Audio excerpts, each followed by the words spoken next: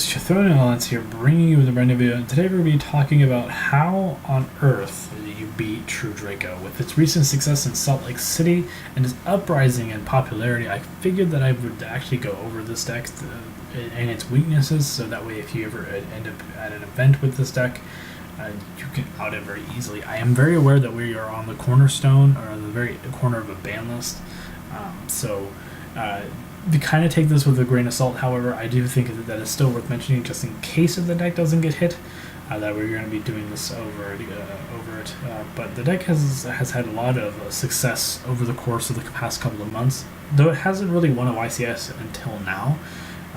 But we're just going to go over it since people are going to be playing the deck more and more. We'll just go over certain cards. I have 7 here, and we're also going to go over the viability of other cards that aren't listed here because of how the deck is operating. So the first thing that I wanted to go over is hand traps. What hand traps should you be playing against this deck?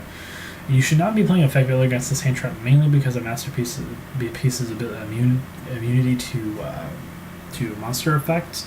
However, it can work in some fringe situations, like if you want to stop one of the smaller monsters, but that's really about it. It only stops maybe 4 cards in the deck, if that, maybe even less than that, like the 3, maybe even 2, if you're playing a very budget version of the deck, I guess. But overall, effectively is not going to be your go-to card for this. You might want to save that card for like Invoked or something of that nature, or Knight Invoked or something, or like I said, or something like that. However, a good hand trap would be Ghost Ogre and Snow Rabbit, simply because that it's the least optimal of the 3 choices that I have here. But if you don't have anything else like Droll, Lockbird, or Ash Blossom, this is going to be your go-to card. It does work very well against like Diagram, or like this, like I said, the monsters. And you can also Ghost Ogre certain cards in the deck, not really the Floodgates. You can't really target the Floodgates, but like the spells and traps like Heritage and stuff like that, because those are physical activations, and you can just simply Ghost Ogre those cards away. Sure, you'll get the initial advantage of it, but if your opponent actually activates, say, like the traps, affected tribute, you can Ash Blossom, or you can Ghost Ogre that, and they wouldn't be able to. Well, they would still be able to tribute, but they wouldn't be able to tribute the trap, especially if they're going first. This card's going to be very good against that. Very middle of the road, though, in my opinion, is Ash Blossom, because stopping Diagram is going to be one of your main ways of silencing the deck. And you can stop Diagram, then it's going to be very good. That being said, they can just play Diagram over this, but ideally you want to just get rid of. You ideally just want to Ash Blossom like Pot of Desires or Card of Demise, or like I said, Diagram is still a viable option, but I mean, you just want to go those 2 cards first, because one, they rely consistently on draw power. So if you get rid of like even the Heritage is really good against it. It's really good at stopping if you can do it. It's pretty good. Conversely, you can also stop Disciples if they have the 3 cards in the graveyard, because it puts them back in. It draws them cards, so it's pretty good in that way. Droll and Lockbird is going to be your best bet, though, in the way of hand traps. You want to, if you could stop Diagram, that's great, but if you could stop Diagram from even being on the field, well, not really being on the field, just if you could stop Diagram before it even happens, that's even better. Droll and Lockbird just does that. If you open this card and you Droll their terraforming, they pretty much have to pass the turn to you, because the card is super good against that initial search, that it automatically just they kind of just have to wall up with like maybe a small monster. They have to set a card, tribute it, or something like that. So I do think this is going to be a very premium card against them. Though I would actually tell you that that hand traps in general are not going to be your main go-to, because they play cards like amano-iwato that prevents cards from being activated. So it negates the effects of cards in your hand. So do keep that in mind, that if you're going to go with a hand trap, that if they open amano-iwato and they normal summon it first turn, it's going to be very difficult for you. That being said, it's still very optimal to place at least, even just like playing Ash Blossom and Droll and Lockbird because of the card's viability against certain cards in the deck. So next we're going to be talking about floodgates, and there's only like really two that off the top of my head that I can think of that are actually viable against the deck.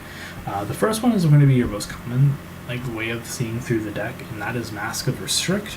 The reason why this card is good because it might actually buy you a turn, stopping your opponent from tributing cards. However, they can easily out this card if they activate Diagram and then they set or activate one of the spells, and then they pop it with Diagram's effect. Because then after the search, the spell would activate in its own chain, and then you could pop the Mask of Restrict. But it is very good for baiting out a trick like that, because that means they're forced to activate the Heritage, or they're forced to activate the Disciples, and then they're forced to kill their own cards in order to make sure that they can keep playing the game. Sometimes it's not always relevant, but it can actually work in some fringe situations. For example, if your opponent activates Heritage, Disciples, or the Spawn Traps, and they opt to go for the Tribute Summon effect, before they can even Tribute Summon, you can activate Mask of Restrict to stop them from doing that. Because of the way that specifically Heritage and Disciple is worded, they have to do it immediately after the card resolves. So if they have to take time to pop their own cards, they lose the ability to Tribute Summon because they've lost, because that card that part of the effect quote unquote misses the timing. So the next card that we're going to talk about is Mistake. Again, it's kind of like Jerome, it's kind of like a premium floodgate against that deck. It's not particularly it's not the strongest floodgate in the deck, but it is better than what it is. They can't just simply pop it through their Diagram, because that means they have to search. They have to be able to search afterwards, and if they can't search, they can't activate. If they can't search, they can't activate the effect to destroy a card. It's kind of like in the same way we're at with Astrograph. You have to, because both effects are mandatory effects, that you have to resolve one after another. So Mistake is also very good. Again, if your opponent opens up like Heritage, Disciples plus a monster, they can get off this card, but most of the time that's going to be very unlikely. So if you open up this card, it's going to be very good on your part. So next we're going to talk about the two cards that I would slide deck the most against True Draco, and that is Gamma Seal.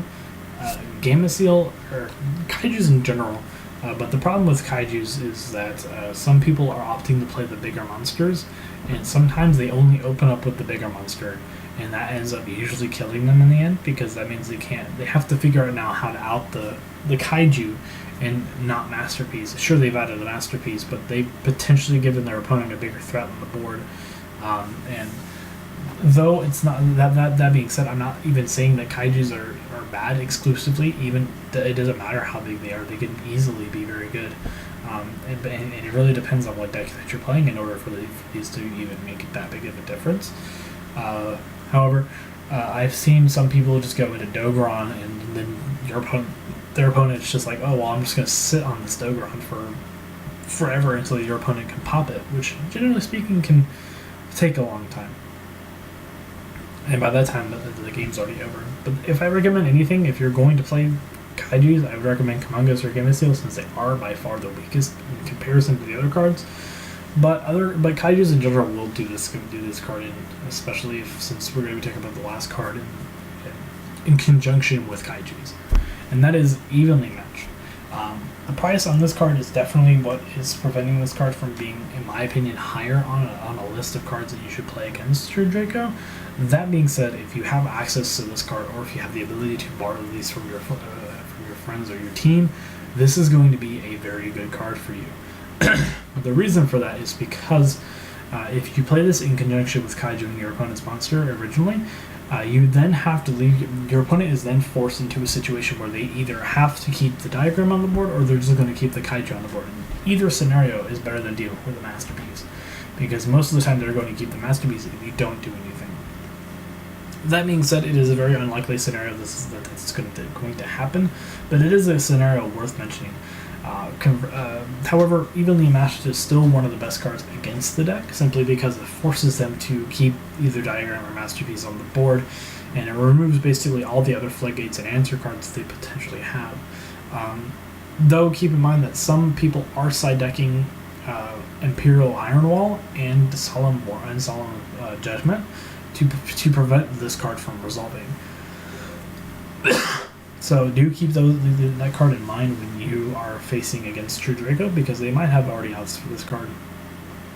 But if they're going first, if they're going first or second, if they're going first and they set this card, you might as well just not even side deck Imperial Ironwall or not Imperial Ironwall this card, because they're gonna have outs to it anyway. So yeah. Anyway, guys, if you did enjoy this video, please leave a comment in the comment section down below. And also tell me if you guys want to see more of this. I wanted to make sure that I was as thorough as possible, but if I'm probably missed something. So if you guys do want to leave me suggestions, I will leave them in the comments, please. And I will see you guys in the next video. This has been Jason Lawrence, signing out.